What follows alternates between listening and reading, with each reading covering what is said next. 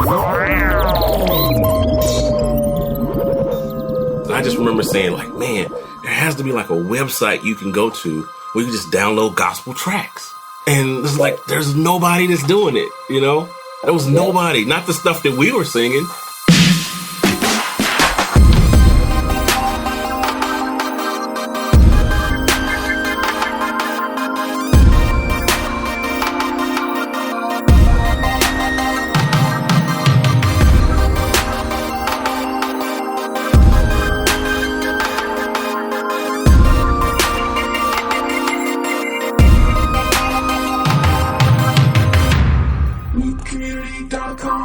What's going on, Loop Community? This is Jansen. And Derek, how's it going?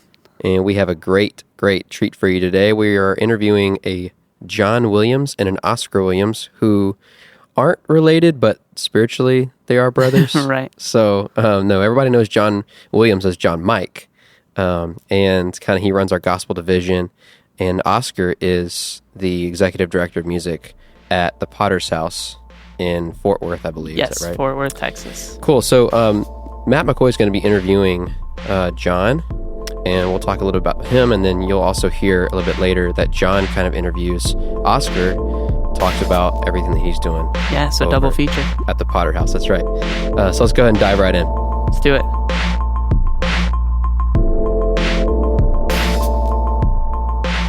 All right, well, John Mike, welcome to the Loop Community Podcast. We're so glad to have you as a guest on this episode. John Mike, where are you from? I'm from Jackson, Tennessee, right down about 45 minutes or so from Memphis.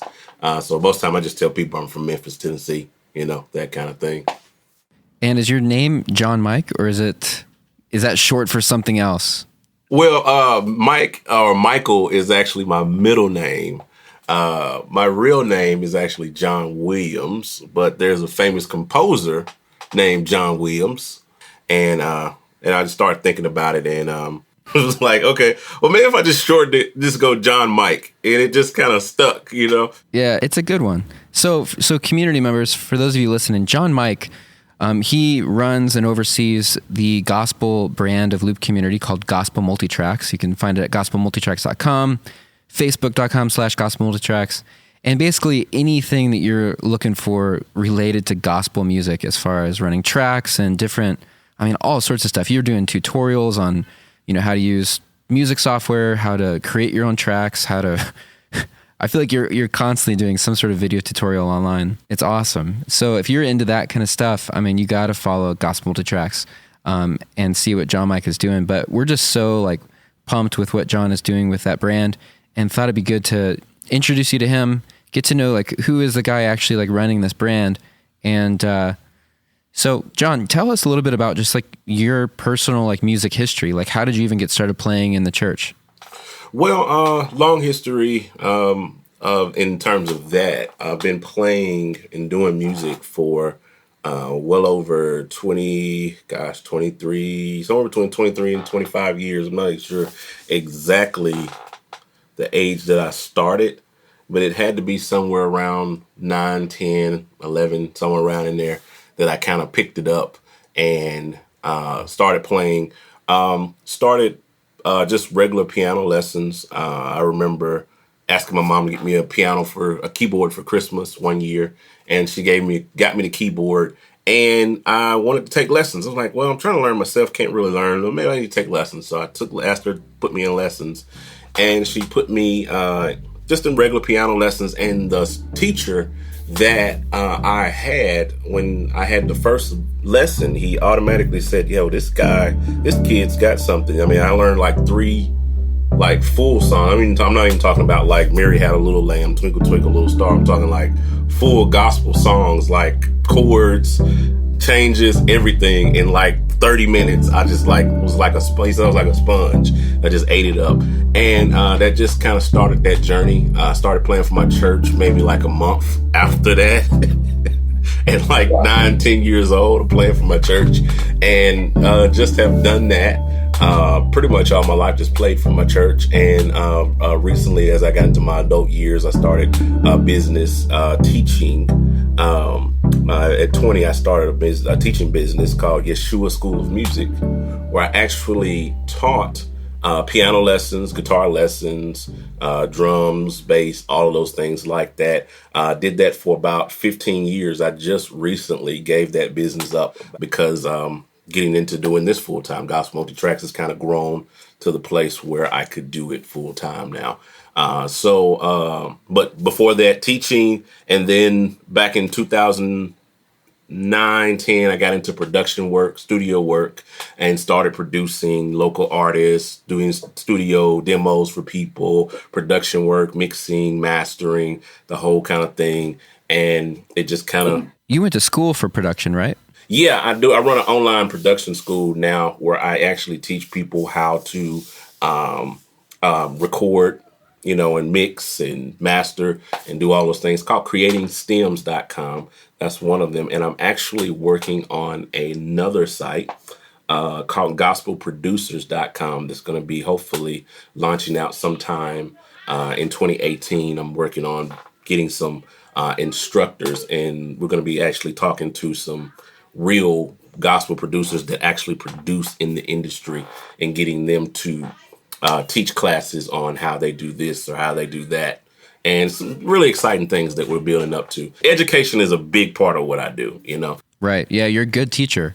As far as MultiTracks goes and stems, what was your first introduction to using stems in church?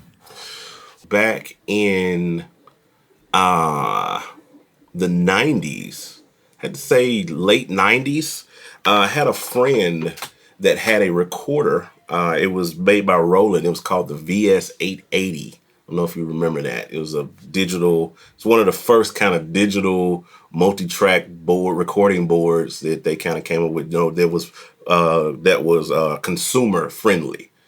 For consumers to kind of buy. You could buy this thing, you could plug up your mics to it, you could have a home studio, and this could be your centerpiece. You can mix from it, master, and create your entire product. Had a CD burner on it, Right. So it's like Pro Tools all in one one device. Yeah, those little boxes. And he had this box. And I remember coming to one of his church services. This is this is probably 98, 99, somewhere around. I'm still in high school at this time, somewhere between 96 and 99. I came to one of his church services, and it was just him and his brother. His brother was playing drums, and he was playing just keys, And I just remember the song starting, heard a drum loop, and then all this other stuff comes in, bass, guitar, lead.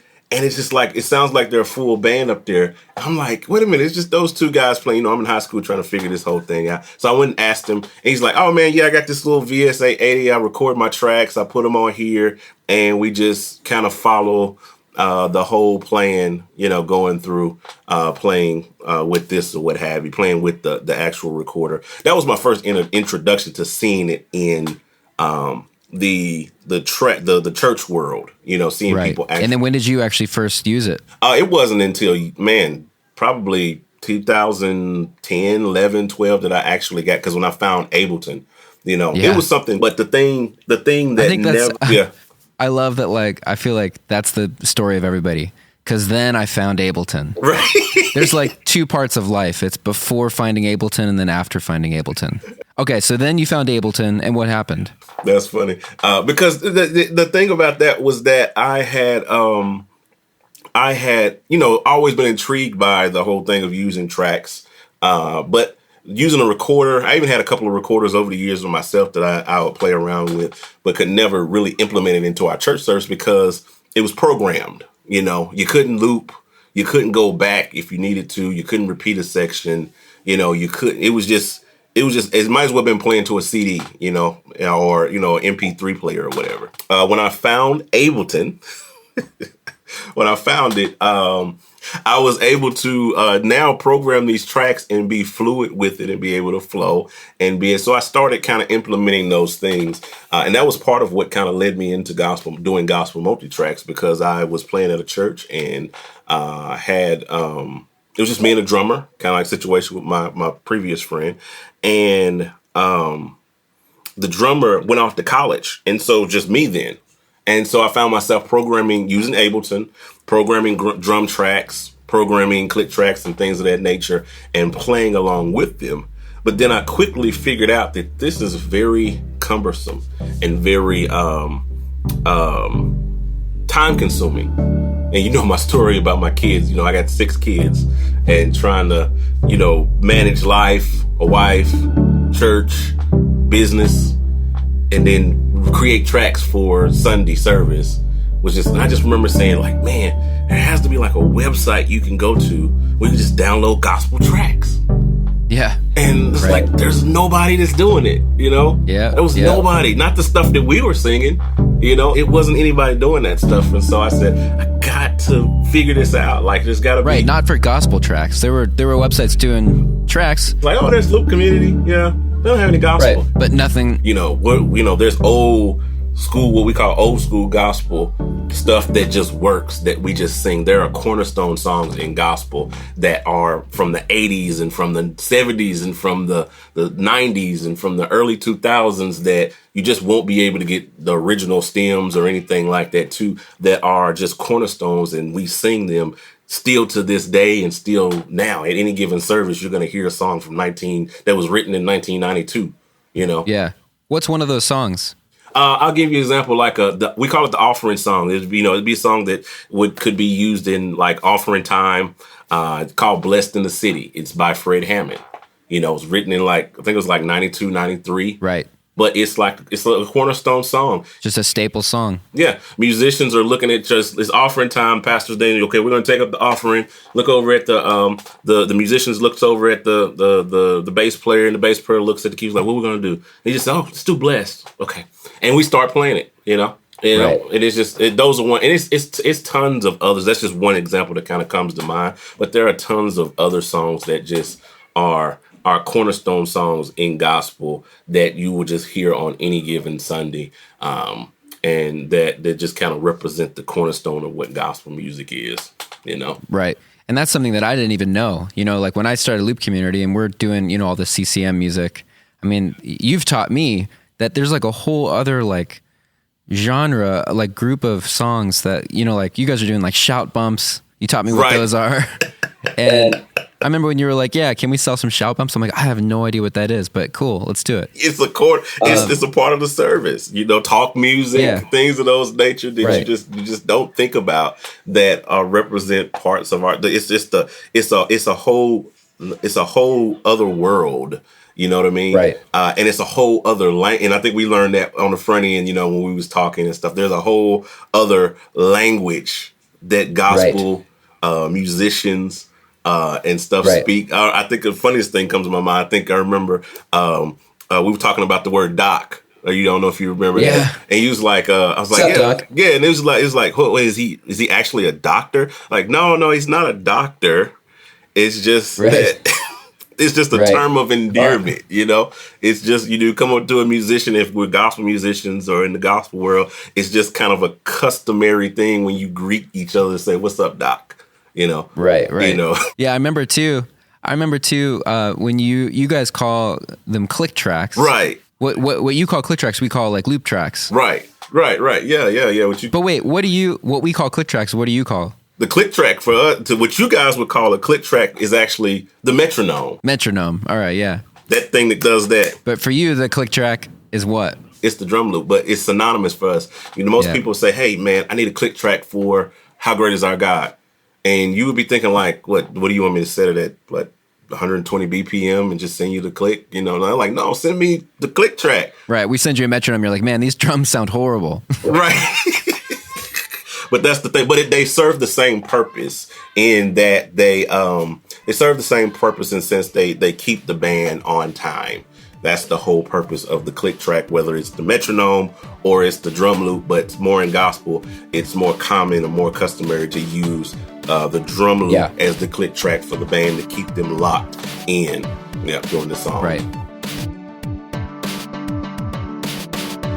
Hey, keyboard players and music producers. Have you ever tried to find a specific piano, pad, or synth sound for a song? Well, we've made it easier than ever to find the exact sounds for the songs you love. Loop Community offers patches and presets for a variety of music software. To get started, search for a song at loopcommunity.com. On the song page, click the patch button to see recommended patches for that song. You can also search by software or sound type. We have patches for strings, pads, bass, leads, arpeggiators, organ, and more. Visit loopcommunity.com and discover your sound today. So, for me, I've been running tracks in church since 2001. And I would say, though, that only over the course of the past maybe 4 or 5 years, it started to become a really big thing. Almost just like a standard, like people now have on their church resume or on their resumes, I use Ableton Live. I always think it's funny when I see someone's resume and it says, yeah, I use Planning Center. I just think that's so hilarious. But like, it's kind of become more of a staple thing now for worship guys or churches to say it's a requirement to know how to use Ableton Live and run tracks. I'm curious from your perspective in gospel churches, what are you seeing there? Are you seeing it like a huge wave of gospel churches wanting to use tracks, or is it still is it just slowly catching on still? I think it's the last really 5-6 years it's become more synonymous in gospel, in the gospel world with churches. I was at church this past weekend for a conference that we were set up for to kind of promote gospel MultiTracks, and they were using Ableton. It's a primarily African American church, and they had it running their lights, their smoke, their lyrics. It was connected with they had smoke and all of that. They had the pro presenter. It was all connected with the lyrics and everything. So in the more progressive African American or gospel based church, we just don't want to put it just on African American, but the gospel based churches that sing a lot of gospel music. In the progressive churches, it's really starting to become like a standard. I'm starting to see it, like you said, on resumes, on when churches are putting out, looking for a musical director or I think in your world, probably a worship pastor in that sense, when they're looking for someone to oversee their music ministry. One of the questions is, do you know how to use Ableton, or must be able to, use a DAW, a DAW or something, or run tracks, or must be familiar with these things. Right. So, but you still have the rural, suburban kind of country churches that haven't caught on to it and may never catch on to it, because that's just what they are. They're just kind of the country. That's for lack of a better word, if I don't offend anybody by saying country church. I grew up in a country church, so I can, I'm not offended by that. But there's just that some of them just won't catch on by way of just because of the way that they are traditionally or denomination wise, so to speak, that they don't believe in certain things like that. But for the most part, your progressive churches are growing. So what would you say are the major hurdles a church might face in getting started with gospel tracks? Like, what kind of pushback or technical hurdles might they face? If there's someone maybe listening to this and they're like, I'm at a gospel church, we want to start using these tracks. What do you think is like the biggest, thing barrier? Communication. From what I've found, from talking to, we run a group, gospelmultitracks.com is the group. It's a Facebook group. We've almost got 10,000 people that have kind of joined up with that group, which I think is just insane in the amount of time that we've had that group and how fast it grows and how we get daily posts. And we have a lot of discussions in there. And primarily, my bottom line problem is communication. Most in gospel-based churches, what you'll find is that most of them they're not programmed. We don't do a lot of program services unless you're in the larger, more progressive churches that have 1,500, 2,000 members, and they got 3 or 4 services and they got a time schedule. But the average everyday Sunday church, 11 o'clock service, they're more flow oriented. They like to just kind of praise and worship may last an hour and 20 minutes. Right. So they want to be spontaneous with the tracks, not locked in. Yeah, it's just spontaneous.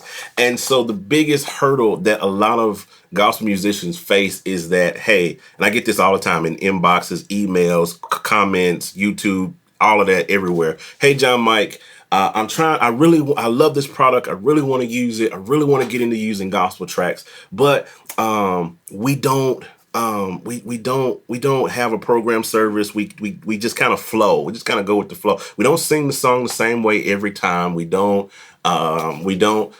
play it just like the album. We add different parts. We, add our own flavor to it. We sing the song. We sing this one song, even though on the radio it's 4 minutes long. We sing it for 40 minutes because that's just, our church really loves this song, and we'll sing it for an hour. Believe it or not, that happens. They'll sing one song for an entire hour. So that's the biggest hurdle is learning. And that's what I found myself trying to push people to Ableton, because that gives you the ability, and even our product, Prime, it gives you the ability to kind of go and flow where you need to go, create your own custom arrangements, and all of those different things like that. But even beyond that, it's still a communication thing because a lot of people don't understand it still, that aren't in the musician world. Musicians will grab it and they will be like, oh man, this is great. This is amazing. We need to start using this. And then their job is trying to communicate with their pastor, with their deacon, with their praise and worship leader, the choir director, to say, hey, I want to use these tracks. We need to communicate. If you want to go back to the top of the song, let me know. If you want to go to the end, if you want to skip the verse. So communication is one big factor. Technically, just getting the proper equipment, the proper software, things of that nature to be able to route things and all of that. A lot of churches, a lot of gospel-based churches are lower budget. They don't have $50,000 sound systems, in-ear monitors and aviums and, all of those things like that. It's just a lot of times it's a $500 rack mount PA that doesn't even have sliders. It's got the little knobs on it, and you're just turning that up, and you don't have a front of house engineer. You have Deacon Jones that's running the sound system. All he really knows how to do is turn it on. Yeah, right. So for a church that doesn't have a budget for this kind of thing, maybe they don't have in-ear monitors. What would you say is like, hey, here's like a cheap, quick way for you to get going so you can just try it out? I always suggest Prime. I always suggest Prime and I know that's cliche because it's our company, but I always suggest Prime, because you got your phone, get your iPhone there, your iPad, and all you need is that and an aux cable, auxiliary cable that we use in the car to plug up and listen to our music. And you plug it into, your amplifier, because most have an amplifier, or you plug it into a direct box that goes into your church sound system.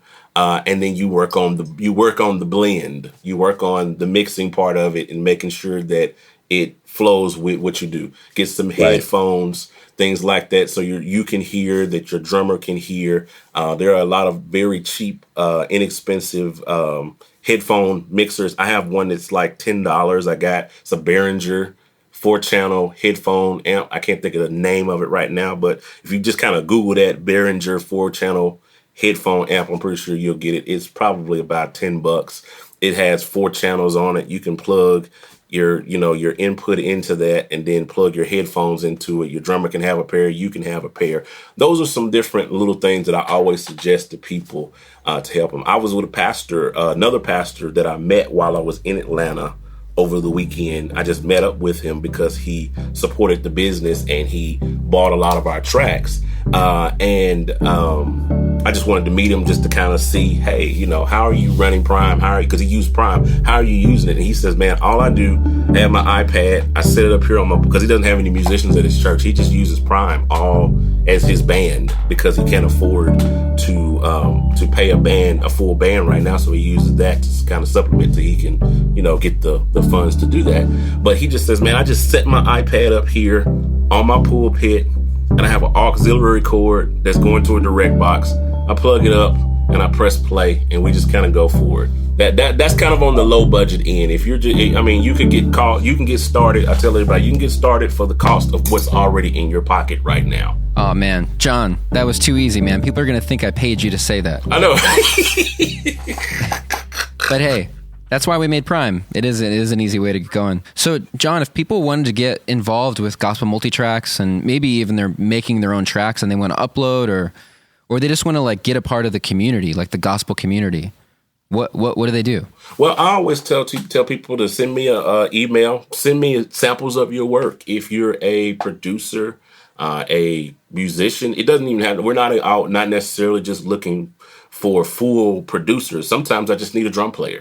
Sometimes I just need a guitar player. Sometimes I just need this, that, and the other. Because what we try to do is re-record popular gospel songs just like the record, just like the album. So I'm always in need of producers, always in need of musicians. So I always say, hey, just shoot me an email, send me some samples of your work, whether it's you playing, whether it's something you produced.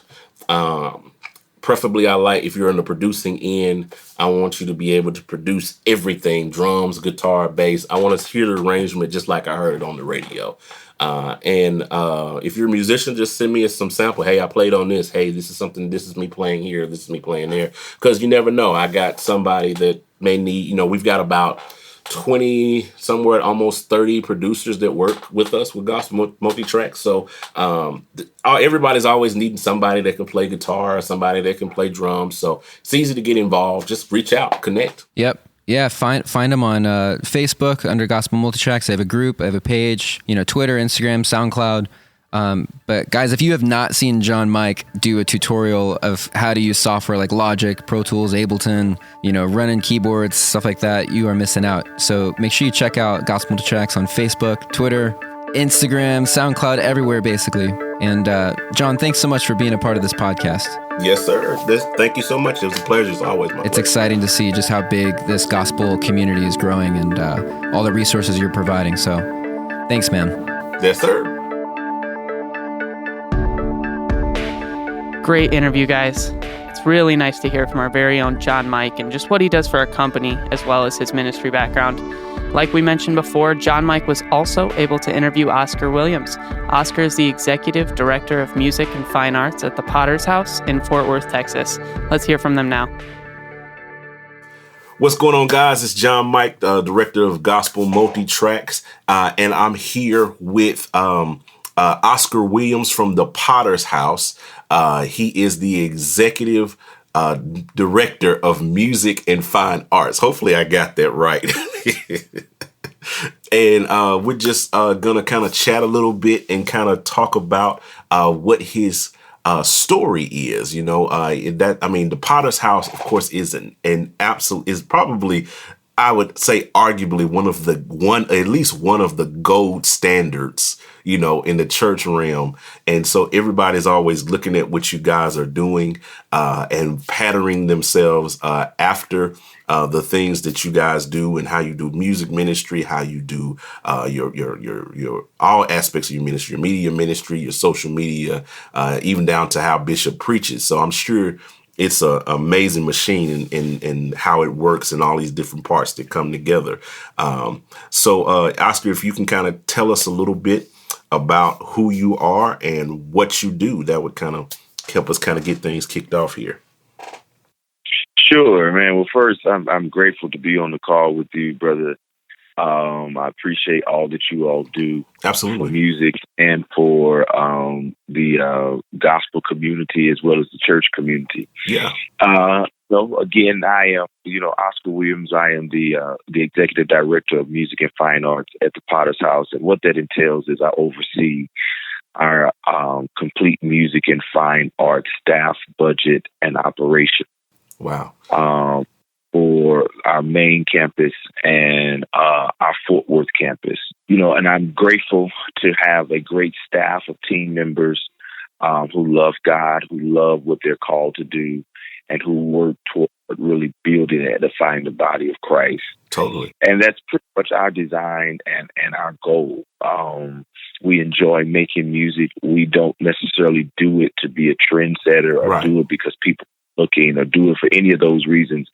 We do it because there is a natural and organic love for God and the calling that He has on our life.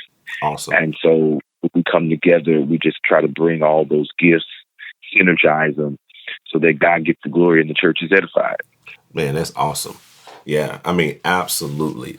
So, a little bit about your past. I mean, like, how do you, get to where you are? What was I call them the series of fortunate events. You know, some people say a series of unfortunate events, but a series of fortunate events that kind of led you to where you are now. I mean, how do we get to Oscar Williams being the executive director of music and fine arts at such a prominent ministry here in just in pretty much the world? Yeah, well, great question. It's really a God design. I hail from St. Louis, Missouri. Wow. Love my original city, born and raised, Mm-hmm. and moved to Dallas about 11 years ago. Wow. Came to Dallas not for the church, but came for another church, small, very, very small church. Uh-huh. And served at that church, and eventually left that church and went to another church in Dallas area. Wow. And while I was serving under the church, I met a guy named Jamar Jones, Uh-huh. who's a good friend of mine, like my brother, big brother. Oh yeah, absolutely. He had just relocated from Philadelphia to Dallas to Fort House for a position. And we befriended each other and just developed a great relationship. And so he initially offered me a job there, but I was getting ready to move away. I moved away from Dallas to Atlanta to take another job. And when that situation didn't work out, I reached out to him and asked him if there was a place. And it was my first job at the church was directing our chorale, our kind of concert. And so I came back to Dallas and was, and some of it was frustrating because I'm saying, God, I got all these gifts and whatever. And I just remember the Lord telling me just to serve faithfully. It's not about who you are or what it is that you think you can do or your gifts. Right. It's about the need of the body. And one of the things I learned in that season was to humble myself and to humble my gifts. Yeah. That serving in God's kingdom is not about all that I think I can do. It's about feeling the need. Sometimes I think we get it wrong when we feel like because God gives us these big gifts that every assignment needs to match the bigness of what we feel our gift is. And that's not the case. God is not calling for the bigness of your gift. God is calling of the bigness of your humility and the bigness of your heart. Wow. That if you sing like a Yolanda Adams, but God needs you to sing on the corner so people can hear his message, then your gift should not get in the way of your assignment. Exactly. Yeah. Man, that is quite a journey. I mean, I've heard, and of course, me and Jamar are very good friends. I remember when he made that transition from Philadelphia. I mean, literally, essentially, kind of like how you were saying, you're leaving, moving away from everything that's familiar and just kind of going after what God has called you or where God is calling you. And it ends up turning into, something greater than what you even initially envisioned. And so, I mean, that's just amazing to see those transitions. And like you said, that your promotion and your promotions and everything came not because of your qualifications or not because of your desires to, succeed or moving somebody out the way. It became because of it all came about because of your willingness to serve in the position, in the capacity where God planted you. And then he just kind of upgraded you from there, based on your heart, based on your service. Yeah, so I think that's amazing. I think that's just absolutely amazing. Yeah, man, God is good. Yeah. So the Potter's House, of course, is a very big machine, as I say, when it comes to ministry and how you do things. A lot of campuses, I'm sure a ton of moving parts. So what is a typical, I'd say, week? And I don't even know if you guys have a typical week but maybe a typical kind of inside, because I've been behind the scenes at a lot of, larger ministries and kind of seeing how they operate. But what would you say is like a typical kind of way that you guys kind of flow things out, or anything that you can, that, because I'm pretty sure people listening and our people that connect with us would be interested to know, what is it like behind the scenes at the Potter's House? Got you. Well, that's a great question also, and I will do a plug, not even a shameless plug. No, plug yourself. So we're taking that experience to something that we're doing called Prelude, and Prelude is part of our International Pastors and Leadership Conference next year, April 17th through the 21st, where we are really, basically that same question is what we're unfolding. We want to be able to show people, what a week or what a weekend or what our process is. Yeah. And indeed, there really is no typical week. It varies. Right. From working toward a conference to doing some recordings to working on some stuff for film to preparing for service to dance to doing a production to doing a weekend event. Like it varies. And the great thing I love about my church and my team is that we are so diverse. No one person does just one thing. Absolutely. Yeah. Everybody's just kind of bought in to the vision of where we're going. And coming staff means you just kind of bring your whole self. You don't just because you might play the keyboard doesn't mean that will be the only thing that you do.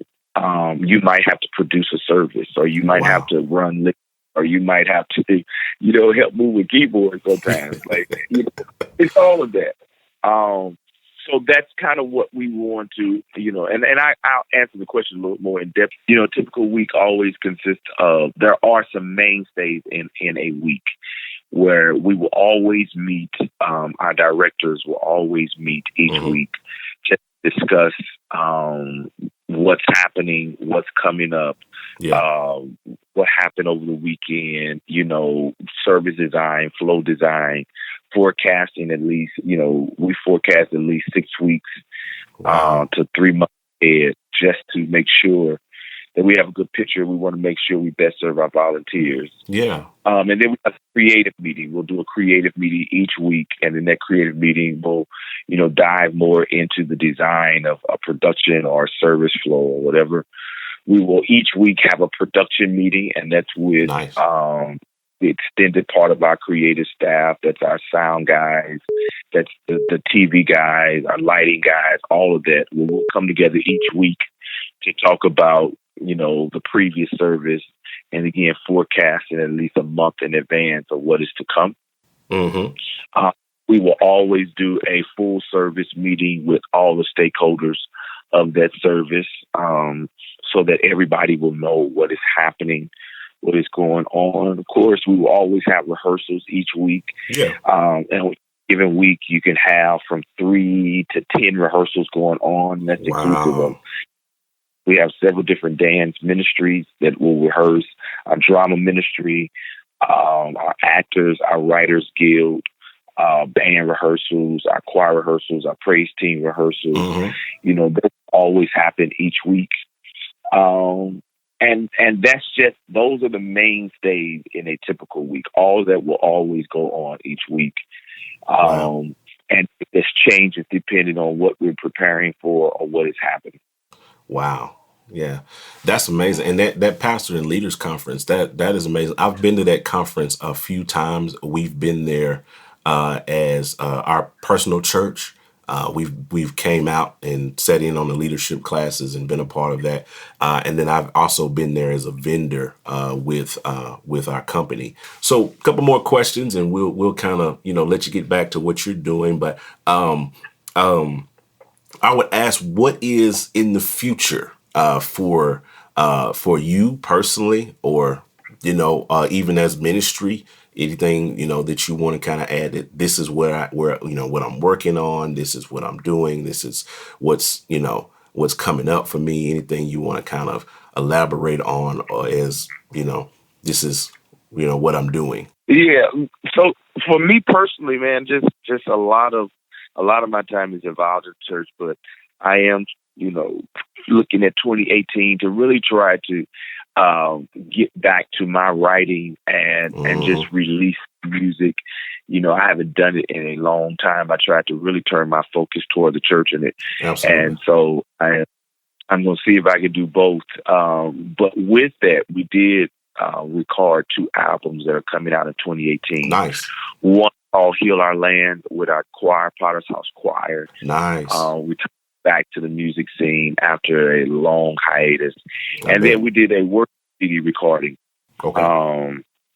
which is slated for release in April 2018. Nice. And we did a joint recording with Planet Shakers, and we're very, very excited about that. Oh, that sounds really like it's going to be awesome. Yeah, really excited about the music that's coming out. So, man, that's what we're gearing up for. That's what we are preparing for, and just excited about those things. Oh, absolutely. That sounds like it's going to be awesome. So, this is how I kind of ended. This is something that I've been told, or I heard from a wise man. What are 3 pieces of advice you would give to those that would listen to you? 3 pieces of advice I would give. I think the first piece of advice would be never stop learning. Never, no matter how old, no matter how much you've gained experimentally or from books or schooling, never position yourself that you cannot learn. Awesome. That is probably one of the things that I think will always propel people farther. The other thing is, what I have learned is that you can never plan for everything, but you can position yourself to be prepared for anything. I love it. Some stuff in life will come that you did not plan for. That's just life. Right. And I think the last probably would center around more so to those that are believers or Christians that in this, and this may sound super spiritual, but it really is the where I am now, that there are some things that God has just pronounced over me that are non-debatable. No matter what it looks like, no matter what it feels like, trust the voice of God over your life. Trust what He said. Make sure He said it. Mm-hmm. And if He is there, trust His voice to lead you to whatever place of victory that He's promised you. Man, that is great advice. I mean, that's a word. That's a revelation. That's wisdom. That's knowledge, all wrapped up into one nice, neat package, just in time for Christmas. So, man, it has been great, man, talking with you on this venture, man, and just kind of getting to know you and getting to know the person. Because, like I said on the front end, that there's always a story behind the glory. You see people, and and you just say, "Wow, that's Oscar Williams. He's doing the thing at Potter's House, and that's amazing." And and you don't know how he got there or what he struggled to get there. So it's just amazing to hear people's side of the story, so to speak. Well, man, it's been great talking to you, and we thank you for sitting down, man, and we hope to be able to fellowship with you and see you on some future things. Yes, definitely. Thank you, brother. Hey community, our featured contributor for this episode's podcast is Marcus Murray. Marcus is from Sacramento, California, where he serves at Progressive Church. Marcus is one of the top producers for Gospel MultiTracks with nearly 100 tracks up for sale. We're actually going to hear one of those tracks, but first, let's hear from Marcus himself. Hey, what's going on, everybody? My name is Marcus Murray. I am a contributor with Loop Community's Gospel Division, Gospel MultiTracks, and I have been a contributor for about 2 years now. And Loop Community has been such an awesome blessing to myself and to my ministry at my church, where I am the lone keyboardist and we have a drummer, but we do not have any other instruments. And we use MultiTracks every week to enhance the worship experience, and it does just that. Loop Community has truly blessed us, and I'm really just excited to be a part of the Loop Community team and part of the family. Thanks, Marcus. Now let's hear his track for How Great Is Our God by Judith McAllister.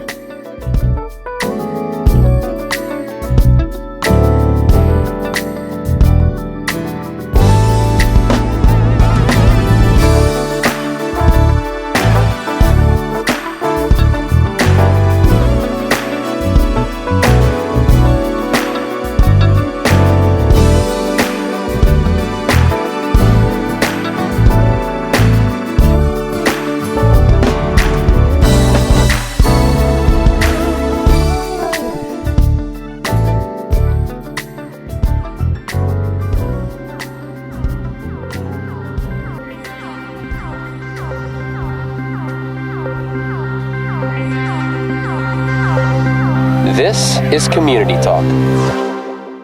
Well, that was jam-packed full of just like little nuggets of wisdom and revelations of like how far things have come just in the music realm for worship and churches, and you know, For sure. it's pretty amazing. Every time we talk about stuff like this, it's just like it blows my mind.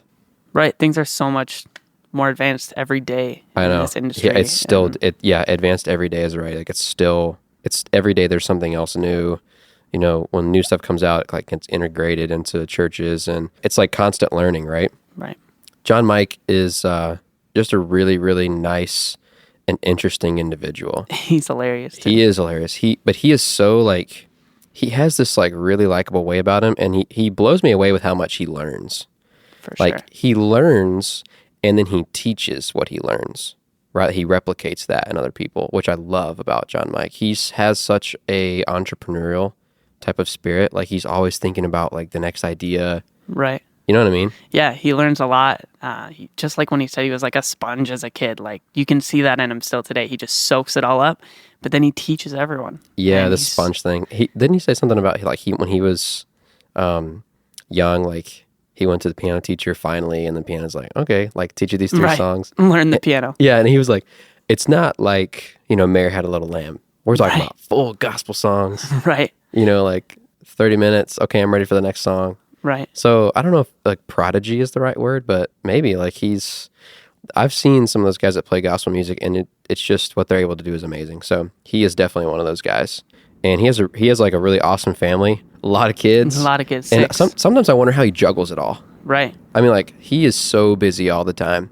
So I mean, kudos to him, kudos to his kids and his wife for just supporting him, and like I mean, I know he loves his family and he loves what he does. So he talked a little bit about. Remember, he was talking about the Roland and Ableton and some of that stuff. Right. He talks about his before and after Ableton, where he's learning about tracks and just starting to use them. And I like that he talked about how he really saw a void in the gospel industry.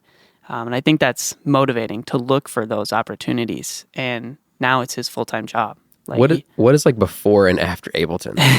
So he talks about how he was starting to use tracks and like learning how to run them, and then he found Ableton, and now It was like a revelation. Right, it's like a revelation. He's advanced and learned how to use them in the best way, and it kind of is like if you're before Ableton, if you're in a before Ableton church or you're in a before Ableton live performance arena, it kind of like, not to bash on anybody, but it's kind of like Stone Age a little bit. Like it's really hard to do what people are doing now in a live performance setting if you're not using technology that kind of mimics Ableton or even something like Prime, right, where you're able to use tracks, everybody has ears.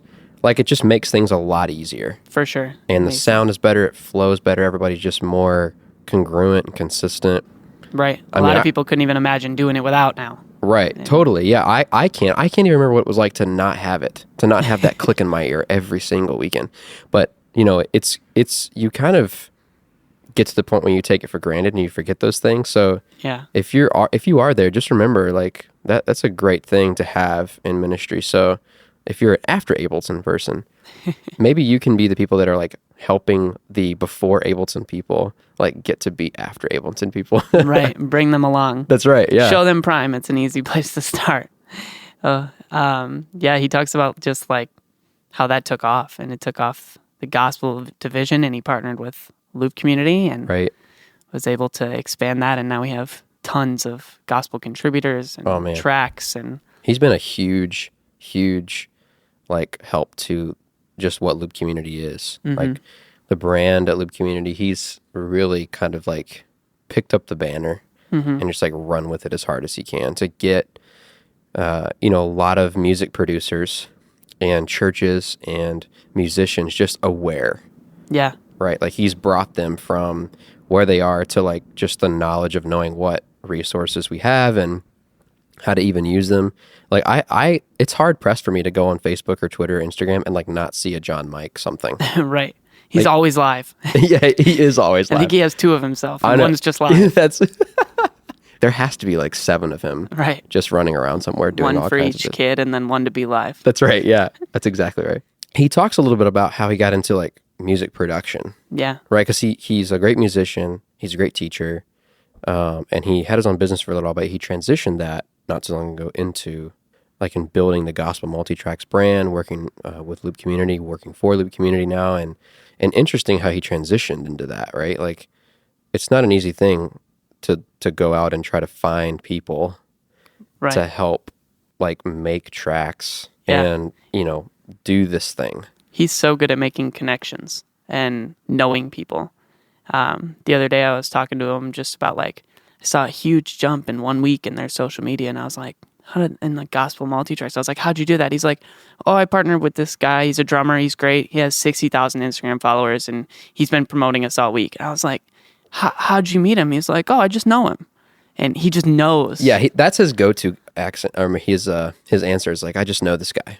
Yeah. And it's like- crazy. For John Mike to be able to resource these people and connect them, bring them in, and like we can all pick up the rope together and like pull, it's just like pretty awesome. Yeah, for And sure. they all have great hearts and just really thankful for who he is and what he's done. Totally. Yeah, one of the guys he knows is Oscar, who he talked about in that second interview, talked with. And that was cool just to hear about the Potter's House and all that they do for the church and just for gospel. That's a long, I mean, people that are listening to this podcast right now will know the Potter's House. Like Yeah. that's a huge church. Huge church. And it has a long history. Mm-hmm. And it has a very rich history with just the Lord working there, especially in their music arena. Like that, people know it a lot because of the music, right? And the preaching, obviously. But Right.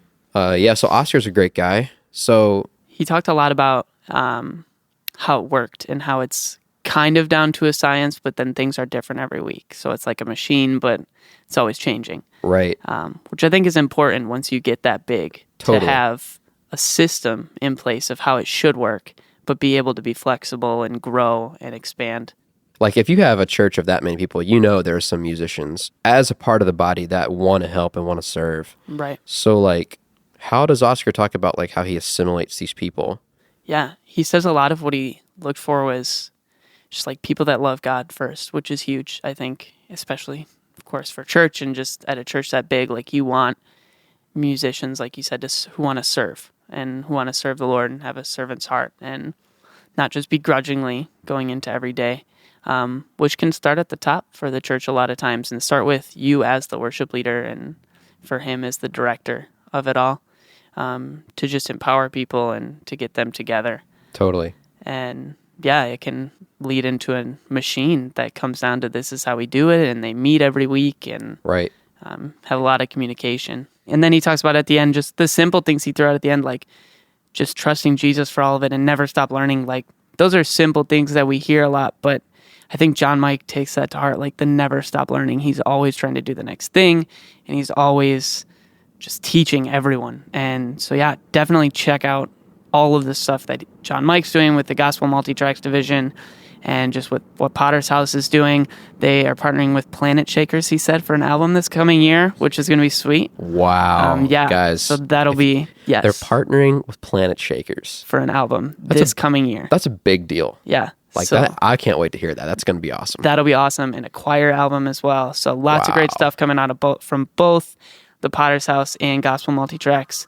And if you're interested in being a contributor for Gospel MultiTracks at all, just reach out to John Mike at loopcommunity.com, and he'd love to partner with you, I'm sure. Totally. Thanks, John Mike. Thank you, Oscar. And yeah, we'll catch you guys next time. See you guys.